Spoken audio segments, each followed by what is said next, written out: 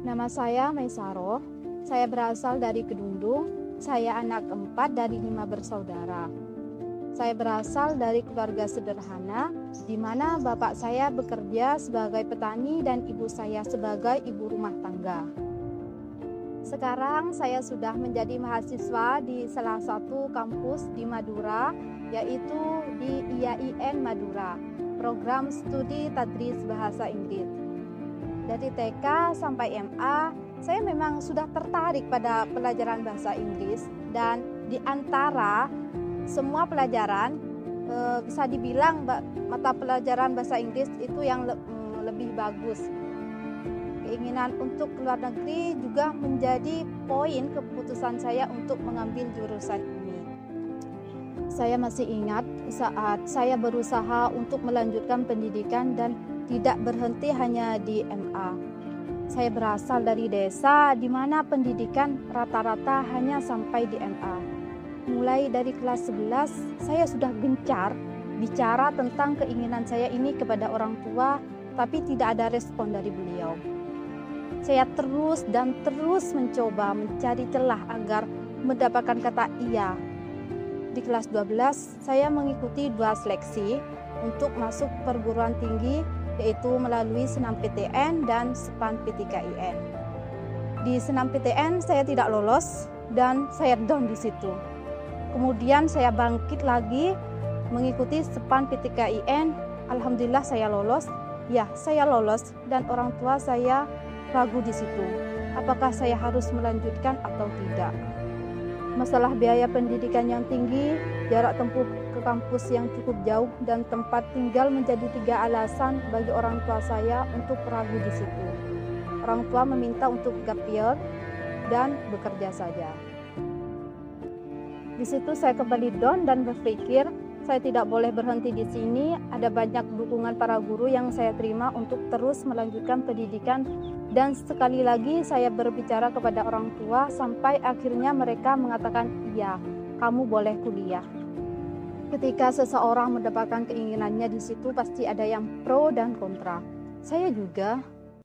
Untuk keluarga, alhamdulillah setelah orang tua setuju, semua ikut senang karena saya menjadi satu-satunya yang kuliah. Untuk teman-teman, ya sama, ada yang mendukung dan ada yang mencemooh. Tapi ya saya tidak terlalu memikirkan itu. Dan untuk tetangga, saya tidak tahu karena jarang berkumpul dengan mereka. MBTI, iya, MBTI saya adalah INFJ. Mungkin karena itu saya jarang berkumpul dengan tetangga. Untuk saya pribadi, memang saya mengalami kesulitan untuk berkumpul dengan orang lain. Ketika saya dengan teman-teman atau dengan siapapun sedang berkumpul, saya lebih banyak diam di situ. Bukan karena saya lagi malas bicara atau gak peduli sama mereka. Saya justru malah bingung harus bicara yang seperti apa, bagaimana harus memulainya, dan memang butuh waktu untuk itu. Menurut teman-teman tentang saya tidak terlalu tahu, tapi saya sadar ada beberapa yang merasa kesal karena saya kurang merespon kepada mereka dan sibuk dengan dunia saya sendiri. Mungkin ada yang berpikir kalau saya aneh karena kebiasaan saya, seperti sibuk melihat tetesan air hujan, melihat awan, dan sebagainya. Aneh sih untuk mereka, tapi nyaman untuk saya sendiri.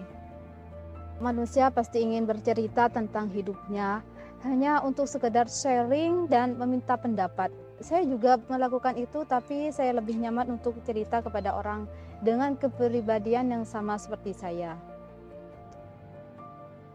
Apa yang harus saya tulis dalam buku kosong ini?